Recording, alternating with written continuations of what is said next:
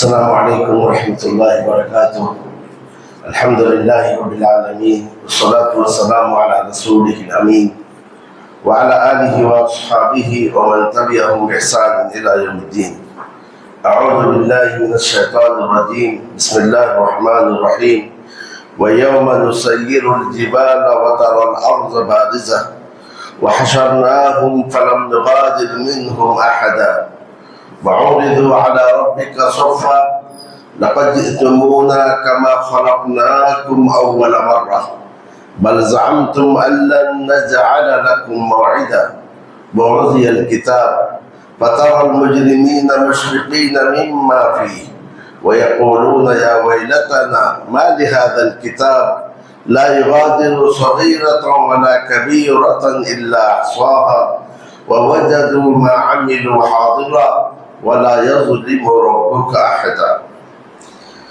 اور اس دن کو یاد کرو جب ہم پہاڑوں کو چلائیں گے اور آپ زمین کو کھلی ہوئی صاف دیکھیں گے اور ہم انہیں اکٹھا کریں گے، بس ان میں سے کسی کو چھوڑیں گے نہیں، اور وہ سب کے سب تیرے رب پر سب بستہ پیش کیے جائیں گے اور کہا جائے گا تم تو ہمارے پاس ویسے ہی آئے جیسا کہ ہم نے تم کو پہلی مرتبہ پیدا کیا تھا، لیکن تم یہ دعویٰ کرتے تھے کہ ہم ہرگز تمہارے لیے وعدے کی جگہ مقرر نہیں کریں گے، اور نام اعمال کو سامنے رکھ دیا جائے گا، بس آپ نام اعمال کی تحریر سے مجرموں کو سہمے ہوئے پائیں گے اور وہ کہیں گے اے ہماری کمبختی، اس کتاب کو کیا ہو گیا ہے کہ وہ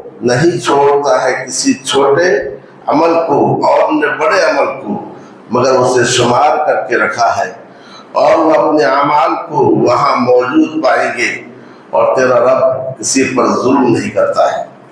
برادران اسلام، پچھلی آیات میں دنیا کی حقیقت کو بتلایا گیا تھا، اور دنیا کی حقیقت کو بتلاتے ہوئے پودے کی مثال دی گئی تھی۔ جب پودا پانی سے مل کے لہلہاتا ہے اور چند روز کے بعد پھر وہ سوکھ کر چور چور ہو جاتا ہے، ہوائیں اسے اڑائی پھرتی ہے، یہی حقیقت دنیا کی ہے۔ بظاہر یہ دنیا لہلہا رہی ہے، سرسبز و شاداب ہے، لیکن یہ وقت آئے گا جب اس کو فنا ہونا ہے۔ تو اس سلسلے میں قیامت کا ذکر کیا گیا، اس دنیا کو ایک روز ختم ہونا ہے، اور اس دنیا کے ختم ہونے کے ساتھ پھر ایک دوسرا عالم قائم کیا جائے گا، اور وہ ہے قیامت کا عالم۔ قیامت کے تعلق سے بہت سارے آیات میں اور احادیث میں اس کی تفصیل موجود ہے۔ قیامت جمعہ کے روز ہوگی، اسی لیے جمعہ کے روز صبح کی نماز میں پہلی رکعت میں سورہ سجدہ اور دوسری رکعت میں سورہ الدہر کی تلاوت ہوتی ہے، کیونکہ سورہ سجدہ اور سورہ الدہر میں قیامت کا تذکرہ ہے، اور دنیا کی خلقت اور انسان کے آغاز اور انسان کے انجام کا تذکرہ ہے۔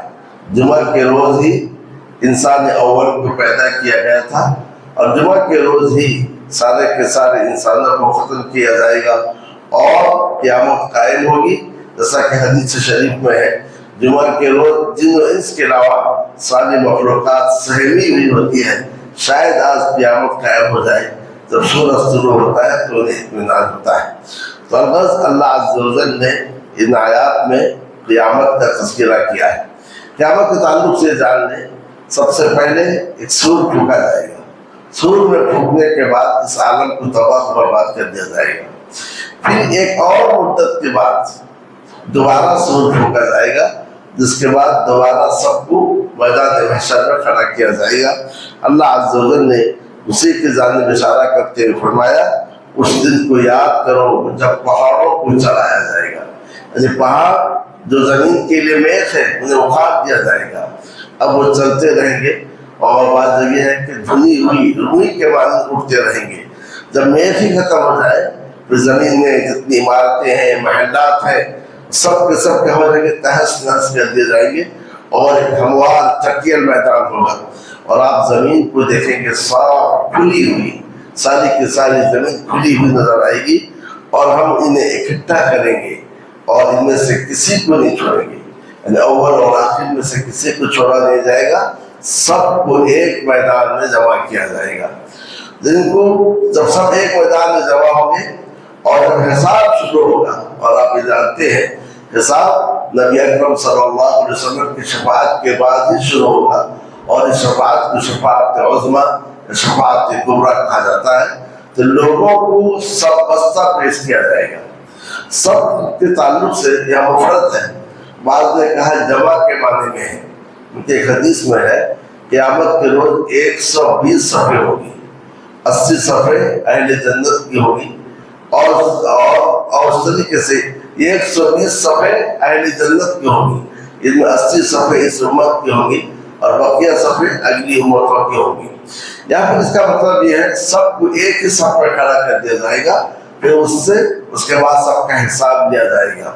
حساب بھی دو قسم کا ہوگا، ایک تو یہ کہ مناقشہ کیا جائے گا، تم نے یہ کیا، تم نے یہ کیا۔ اگر مناقشہ کیا گیا تو پھر انسان کو عذاب کا سامنا کرنا پڑے گا۔ دوسرا یہ کہ مناقشہ نہیں ہوگا، صرف ہاتھ میں تھما دیا جائے گا کہ تمہارے یہ اعمال تھے، ہم نے انہیں درگزر کیا، انہیں معاف کیا، اب تمہیں جنت میں داخل کیا جائے گا۔ اس کو عرض کہا جاتا ہے۔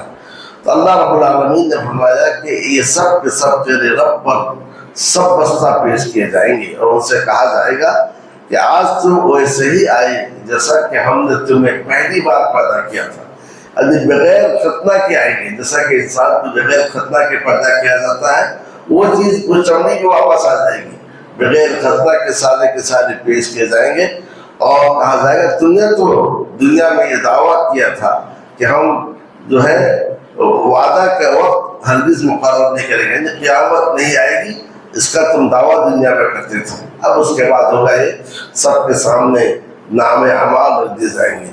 نام اعمال کو دیکھنے کے ساتھ مجرم سہم جائیں گے، ڈر جائیں گے، اور کہیں گے یہ عجیب کتاب ہے، نہ کسی چھوٹے عمل کو چھوڑا ہے نہ کسی بڑے عمل کو چھوڑا ہے۔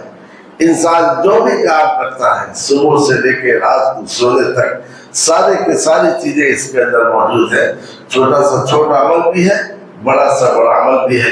جیسا کہ سورہ زلزال میں اللہ تعالیٰ نے فرمایا فَمَن يَعْمَلْ مِثْقَالَ ذَرَّةٍ شَرًّا يَرَهُ وَمَن يَعْمَلْ مِثْقَالَ ذَرَّةٍ خَيْرًا يَرَهُ۔ جو ذرہ برابر بھی نیکی کرے اس کو دیکھے گا، اور جو ذرہ برابر بھی بھلائی کرے گا وہ اس کو دیکھے گا۔ تو سارے کے سارے اعمال انسان اس میں موجود پائے گا، جیسا کہ حدیث شریف میں ہے، حدیث قدسی میں ہے، اللہ عز و جل فرماتے ہیں یا عبادی انما ہی اعمالکم احصیھا علیکم، یہ تمہارے اعمال ہیں جو میں گن گن کے تم پر رکھتا ہوں۔ اس نام اعمال میں جو خیر پائے گا اللہ کی تعریف کرے، اور نام اعمال میں جو شر پائے گا فلا یلومن الا نفسہ، کیونکہ اس کے اعمال ہیں، سارے کے سارے اعمال کے ساتھ وہاں موجود پائے گا۔ اور یاد رکھو تمہارا رب کسی پر ظلم نہیں کرتا ہے، اللہ تعالیٰ کسی پر ظلم نہیں کرتا ہے۔ کہ مفہوم کیا ہے؟ یعنی اللہ عز و جل کا وصف اور صفت یہ ہے وہ کسی کو ناحق مواخذہ نہیں کرتا ہے، اور کسی کو ناحق سزا نہیں دیتا ہے۔ جیسا کہ حدیث قدسی میں ہے اے میرے بندو میں نے اپنے آپ پر ظلم کو حرام کیا اور تمہارے لیے بھی ظلم کو حرام کیا، تم آپس میں ایک دوسرے پر ظلم نہیں کرو۔ ایک بات یاد رکھیں، قرآن مجید میں اللہ تعالیٰ کی جو صفات آئی ہیں دو قسم کی ہیں، اس بات میں نفی میں۔ اس بات کی مثال کیا ہے؟ وہ سنتا ہے، وہ دیکھتا ہے، یہ اس بات میں مثبت انداز میں۔ نفی یہ ہے اسے تھکاوٹ لاحق نہیں ہوتی ہے، وہ ظلم نہیں کرتا ہے، یہ جو ہے نفی میں ہے۔ اللہ عز و جل کی جو بھی صفت نفی میں ہے، اس کا قاعدہ یاد رکھیں، اللہ عز و جل کی جو بھی صفت نفی میں ہے اس سے مراد نفی کے ساتھ اس کی ضد میں کمال ہے۔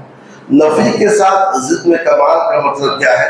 اللہ ظلم نہیں کرتا ہے کہ مطلب اللہ ظلم نہیں کرتا ہے لیکن کمال عدل سے متصف ہے۔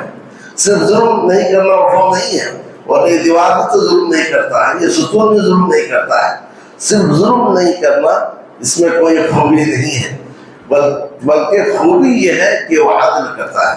تو اللہ عز و جل کی وہ صفت جو نفی میں ہے، اس سے مراد نفی کے ساتھ اس کی ضد میں کمال ہے. نفی یہ ہے اللہ ظلم سے متصف نہیں ہے، لیکن ظلم کا عدل ہے، تو اللہ عز و جل کمال عدل سے متصف ہے. جیسا کہ یہ ہے کہ اللہ کو اونگ نہیں آتی ہے، نیند نہیں آتی ہے، یہ نفی میں ہے. اس سے مراد کیا ہے؟ ایک تو نیند اور اونگ آتی ہی نہیں ہے، مگر نیند اور اونگ کی ضد کیا ہے کہ اللہ عز و جل کمال حیات اور کمال قیومیت سے متصف ہے. کیونکہ سارے کے ساروں کو حیات ملی ہے، مگر ہم نیند کے بغیر رہ نہیں سکتے. تو بھیا نیند آنے کا مطلب یہ ہے، اونگ آنے کا مطلب یہ ہے ہماری حیات کاملہ نہیں ہے، ہمارے حیات میں عیب ہے، نقص ہے. تو اللہ تعالیٰ کے جو حیات ہے یہ کامل ہے، کمال سے متصف ہے.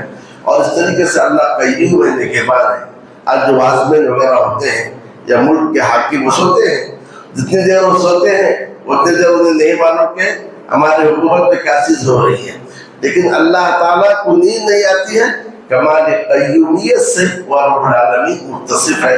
یہ قاعدہ یاد رکھیں، اللہ عز و جل کی جو بھی صفت نفی میں ہے، نفی سے مراد نفی کے ساتھ اس کی ضد میں کمال مراد ہے. کیونکہ صرف نفی تعریف نہیں ہے، بلکہ نفی کے ساتھ اس کی ضد میں جو کمال ہے یہ جو ہے تعریف ہے. وَلَا يَظْلِمُ رَبُّكَ أَحَدًا، اور تیرا رب کسی پر ظلم نہیں کرتا ہے. قرآن مجید میں جا بجا قیامت کا تذکرہ ہے، قیامت کے احوال بتائے گئے ہیں، جنت و جہنم کے مناظر بتائے گئے ہیں، میدان محشر کے مناظر بتائے گئے ہیں، قیامت پر دلائل دیے گئے ہیں. یہ اس لیے کہ مشرکین مکہ کی گمراہیوں میں جہاں ایک گمراہی انکار توحید، جہاں دوسری گمراہی انکار رسالت تھی، وہی تیسری گمراہی انکار معاد تھی. قیامت کا انکار کرتے تھے کہ جب ہم مر جائیں گے، سر جائیں گے، گل جائیں گے زمین میں، اللہ ہمیں کیسے دوبارہ زندہ کرے گا. تو اللہ تعالیٰ نے بے شمار مثالیں دی ہیں، عقلی اور فطری دلائل دے کر سمجھایا ہے قیامت ضرور واقع ہوگی. قیامت واقع نہ ہونے کا مطلب یہ ہے ہم نے تمہیں بے مقصد پیدا کیا ہے. کہیں پودے کی مثال دے کر، کہیں بنجر زمین کی مثال دے کر، زمین بنجر ہے، ہم بارش نازل کرتے ہیں زمین لہے لہانے لگتی ہے، اور کہیں چند مثالیں دے کر اصحاب کہف کو 309 سال تک سلایا، پھر زندہ کر دیا.